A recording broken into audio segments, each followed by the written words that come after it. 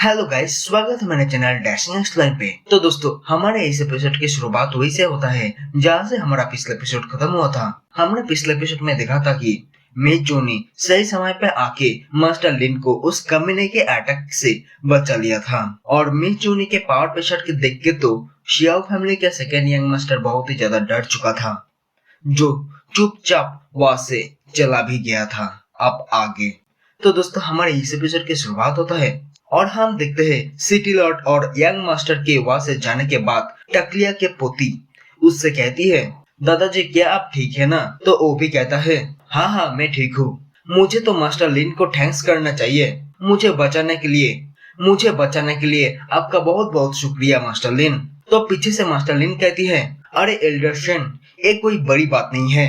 तो झोंग आगे आते हुए टकलिया को कहता है, वैसे ओल्ड मैन शेन, क्या आपके जान की कीमत सिर्फ थैंक्स बोलने पर ही खत्म हो जाएगा? क्यों ना आप थैंक्स कहने के बदले अपने डिवाइन मून शॉट को मास्टर लिन को गिफ्ट कर दो। तो इस पर वो टकलिया कहता है, मिस्टर जोंग, ये तो आपने बिल्कुल सही कहा है। वैसे भी मुझे हर वक्त डर लगा ही रहता है कि इसे कोई कमीना आदमी ना चुरा ले मुझसे, जैसा कि एक कमीना शियाओ फैमिली का सेकेंड यंग मास्टर। तो मास्टर लिन कहती है, एल्डर शेन, आपने बाहुबली के साथ देकर बहुत सारे जंग लड़े थे और तब से लेके आज तक ये दोनों शॉट आपके पास ही थे, तो कैसे ये शॉट आपसे ले सकता हूँ? ऊपर से ये तो बहुत ही कीमती और प्रीशियस भी है। तो टकलिया कहता है, अरे मास्टर लिन, आप इसे एक बार ट्राई तो कीजिए। पीछे से पोती भी कहती है, अरे सिस्टर, ये जो मून शॉट है ना, ये एकदम प्योर फेरी को रिप्रेजेंटेट करता है और आप सच में बहुत ही खूबसूरत के साथ साथ एक फेरी जैसी ही हो,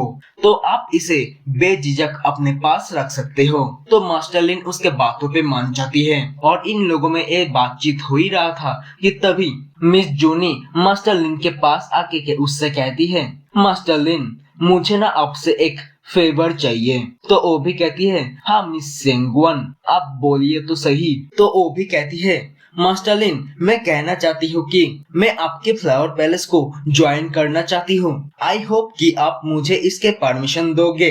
तो उसके मुंह से फ्लावर पैलेस को ज्वाइन करने वाली बात सुनते ही सभी के सभी लड़कियां तो बहुत ही ज्यादा हैरान हो चुकी थी। तो इस पर मास्टरइन सोचती है, ये एक हेवनली व्हील स्टेज के मार्शल आर्टिस्ट है, मैं इसे कैसे एक जूनियर के तौर पे ज्वाइन करवा सकता हूँ? तो मास्टर लिन यही सब सोच ही रहा होता है कि तभी झोंग कहता है, मास्टर लिन, क्यों ना आप सिस्टर जूनी को फ्लावर पैलेस के किसी एल्डर के पोजीशन पे रख लो। तो इस पर मास्टर लिन कहती है, हाँ ये अच्छी बात है। तो ठीक है सिस्टर जूनी, आप अभी से हमारे इस फ्लावर पैलेस के एक एल्डर होंगे।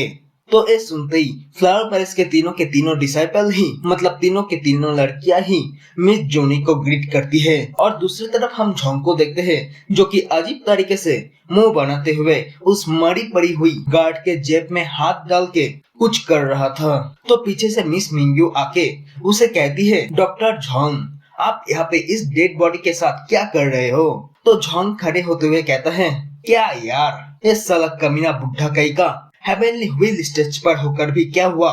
इसके पास तो कोई भी ट्रेसर ही नहीं है। तो ये सुनते ही सभी लड़कियों के रिएक्शन कुछ ऐसी होती है, मतलब बोले तो क्या ही, झोंग ने तो एक डेड बॉडी को भी नहीं छोड़ा।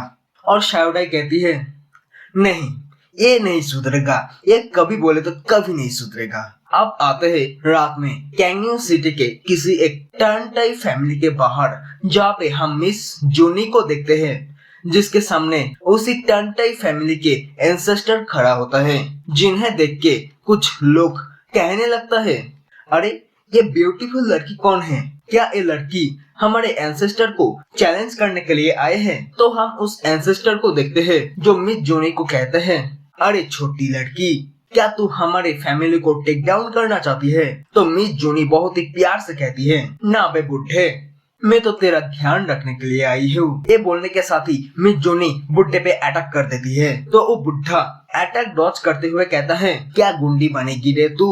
ये मामूली सा लो ग्रेड के स्पीड टेक्निक से क्या तू मुझे जान से मारना चाहती है? ये तो तेरी एक छोटा सा सपना ही रह जाएगा। लेकिन तभी मिस जोनी के अटैक उस बुढ़े के करीब जाके ब्लास्ट हो जाता है, जिसके इम्पैक्ट के चक्कर में वो बुढ़ा ऊपर जाने के बजाय जमीन पे धड़ाम से आके गिरता है। तो मिस जोनी बहुत ही गुस्से में तुरंत सभी के ऊपर अटैक करते हुए कहता है, आज के बाद से कैंगयून सिटी में कोई भी टर्नटाई फैमिली के मेंबर नहीं रहेगा, क्योंकि आज से पूरे टर्नटाई फैमिली को मैं पूरी तरह से बर्बाद कर दूंगा।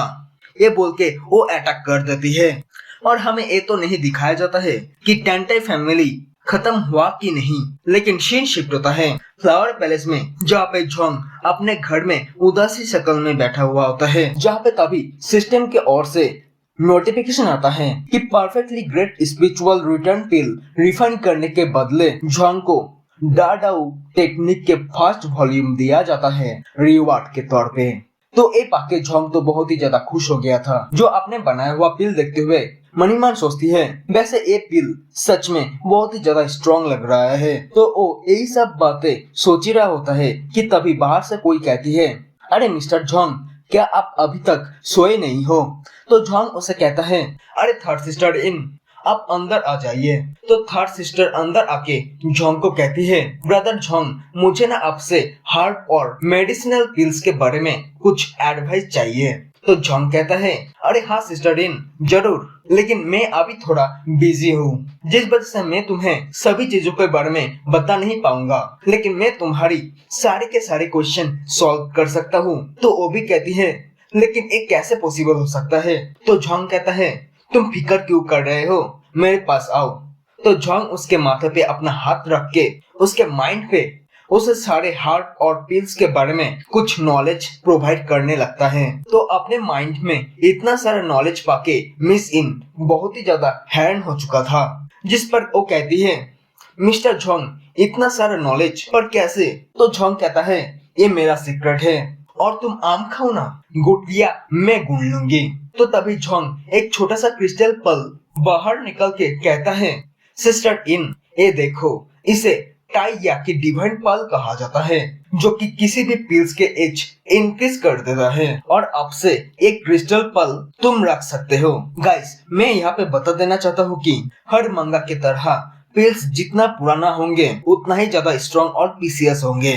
तो जोंग कहता है, अब तुम जाओ और अपने घर जाके इन सभी नॉलेजों को अच्छे से गेन करो और कल पैलेस मास्टर लिन को मेरे पास आने के लिए कहना। तो वो भी कहती है, हाँ ठीक है ब्रदर जोंग, मैं बोल दूंगी, और मुझे इतना कुछ नॉलेज देने के लिए आपका बहुत बहुत शुक्रिया।